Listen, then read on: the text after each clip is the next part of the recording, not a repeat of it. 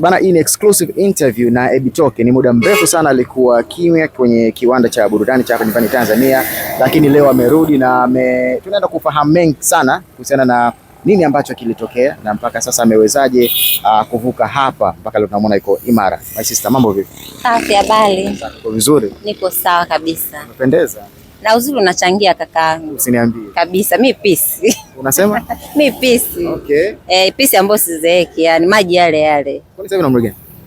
Mi mdogo tu. Nipo kwenye 20, mtoto wa 2000. Okay. Ndio upo kwenye miaka 20. Niko kwenye 20. Yaani upo ama ndo chini ya miaka 20? Nipo kwenye 20. Okay. Kama una miaka 20. Sio, nina miaka 20, 20 na kichwa. Okay. 22.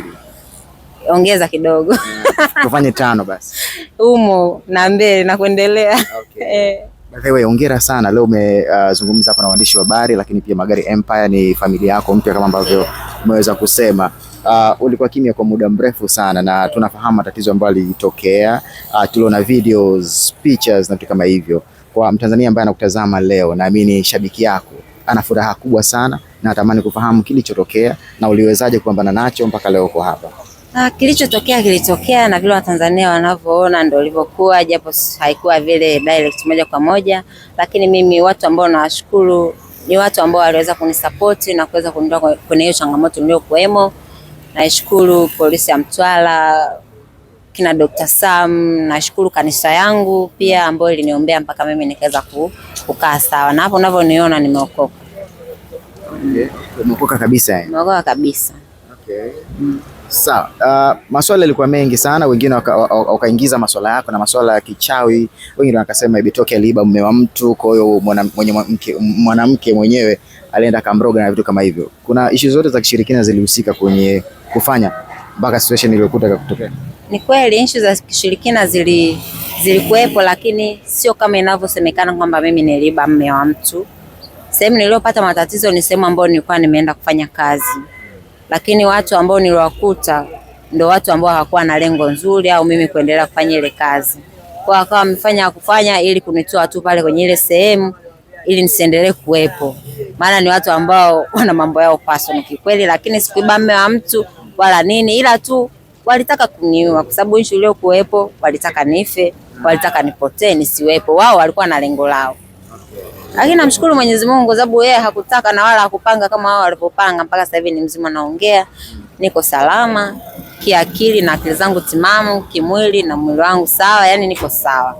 Lakini baada ya kupata hizo changamoto sikutaka tena kuendelea na hizo mambo ya sanaa kidogo, na unapotoka kwenye hiyo changamoto kwa haraka uweze ukasema urudi sijue kama yule Ebitoke, lazima ukae kwanza uanze tena kurudi kwenye ile hali ya kawaida, uanze kuzoea ili ukae sawa kabisa. Kwa hiyo sasa hivi ndo nimekaa sawa, niko tayari kufanya kazi, narudi kivingine kama hivyo unavyoona. Familia yangu mpya Magari Empire ipo kunisupport na hivi karibuni wananipa ubarozi kama tulivyoongea, na pia kazi zingine nyingi zinakuja ambazo nimeziandaa. Okay. Umezungumzia swala la hawa watu kutaka kukuua. Nini hasa uliwafanyia mpaka wafikie hatua ya mwisho kabisa ya kutaka kukuua?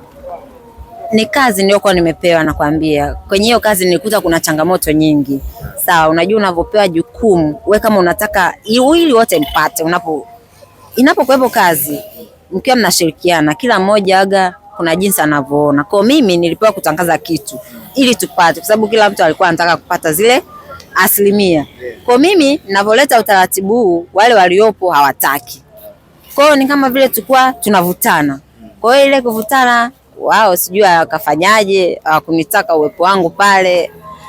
Wakawa wamefanya wanavyofanya. Yaani sitaki kuelezea sana kwa sababu nilikuwa kwenye kipindi ambacho sikuwa sawa. Yaani nilikuwa walinitupia sijui mauchawi sijui manini ili nionekane kwenye ile hali. Sasa nimeshafunga huo kurasa. Yaani nimeshasahau kabisa. Nimemwomba Mungu sitaki tena huo kurasa. Nifanye kama hakutokeaga kwenye maisha yangu. Kwa hiyo sitaki kuongelea tena. Yaani mimi ninachotaka kuongelea ni kwamba sasa hivi niko hai na namshukuru Mungu. Hakuna sijui kuiba mume wa mtu, hakuna sijui Ebitoke afanyaje, hakuna hizo drama. Ilikuwa ni kazi, tulikuwa ni vita ya kazi. Ndio maana ikatokea kutokea hayo. Wanasema changamoto zinapotokea ndipo ambapo unajua rafiki zako wa kweli. Wewe ni mtu maarufu na unajuana na master wengi hapa Tanzania ambao walikuwa washikaji zako, unashirikiana kwenye kazi, kuna namna walikutafuta ama nao ndo walipotea kwa kipindi kigumu hicho ambacho unapitia?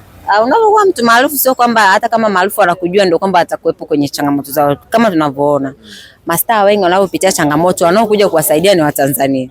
Watu maarufu mimi hawakunisaidia, walionisaidia mimi ni Watanzania ambao kabisa siwajui wala wanijui.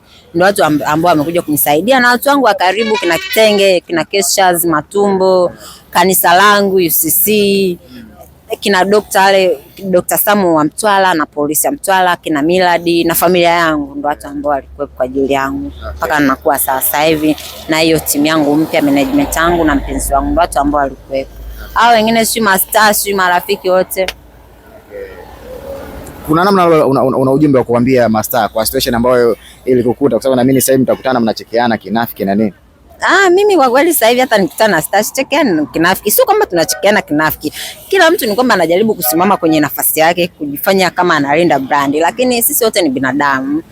Na pia tuheshimu mashabiki zetu, wale watu ambao wanaotufuatilia. Tusiwadharau. Kwa sababu ndo watu wanaotusupport. Kama hivyo star akipata shida wanamchangia. Star akifanyaje wanamsaidia. Kwa hiyo mimi nadhani nitakwambia mastaa waheshimu hao mashabiki zetu, hao watu wa kawaida, hata kama amepanda bodaboda, hata kama anapanda daladala, hata kama anafanya nini, yani tuwaheshimu hao watu, sababu ndo watu ambao wanatusupportigi tunapopata matatizo. Sasa si mastaa tuna kitu, my friend, tunavimba tu kwa mtandaoni lakini hatuna kitu. Kwa hiyo tuwaheshimu mashabiki zetu. Nimesikia pia unaingia kwenye muziki na unafanya muziki sasa hivi.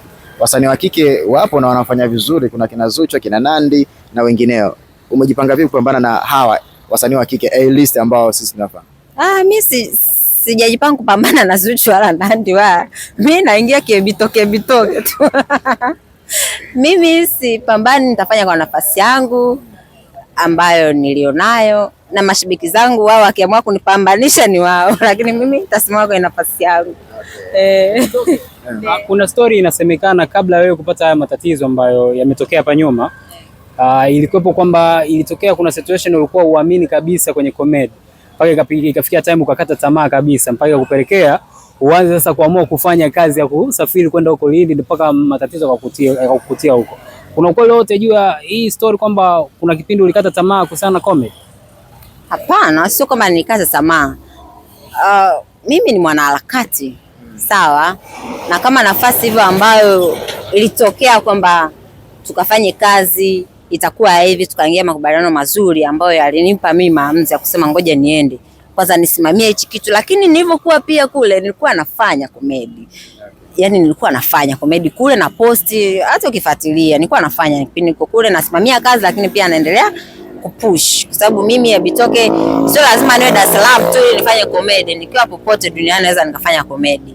Mimi ni msanii independent popote ninapoenda. Kwa sio kwamba nilikuwa nimekata tamaa kwenye comedy, hapana, nilikuwa sijakata tamaa, ila ni kulingana na kazi iliyotokea, na nikasema kazi zangu za comedy nitazifanyia huko, ndio maana nikawa nimeenda. Sawa, la kumalizia kwa Watanzania ambao wanakutazama, una yapi mapi ambayo umewaandalia? Mimi la kumalizia, nawapenda sana Watanzania, na pia niko salama. Unajua kuna Watanzania wanajua nimekufa. Mimi nakutana na mtu ambia anashtuka, Bitoke huko, mbona tulisikia umekufa, mbona tulisikia huko, Bitoke uko sawa, mpaka anasema jamani, mbona mimi niko sawa. Kwa hiyo mimi nataka niwaondoe wasiwasi wa Tanzania, wajue kwamba niko salama, niko sawa kwenye kila kitu. Nilipata changamoto, nilipata matatizo, lakini namshukuru Mwenyezi Mungu naendelea vizuri. Wanisupport tu kwa ujio wangu mpya, kama hivyo naachia kazi zangu na sainiwa na Magari Empire. Kwa wanisupport kwenye kile ninachokifanya na wasinichoke. Yani wasinichoke. Umri unaenda. Game yangu ilikuwa zamani, lakini hata kwa ninachokifanya sasa hivi wanisupport. Sababu hakuna comedian anaongoza kwa namba kama mimi, na namba nyingi sana. Lakini unaambiwa mtu wenye matunda unapigwa mawe sana. Kwa mimi na matunda mengi, na ndio maana watu wananiataki kwa njia zote. Sema kuna comedian mwenye namba kuliko kuna kina mama Chanja, kina Asma huko. Sitaki kujilinganisha na mama Chanja wala na Asma, hapana, kwa sababu wao wapo kwenye wakati wao. Na mimi nilikuwa kwenye wakati wangu. Kwa hiyo kila mtu anafanya kwenye nafasi yake, ila namba zinazo na asili wote. Sio kwa ubaya, ila ni ukweli. Sawa, asante sana Eddie. Karibu.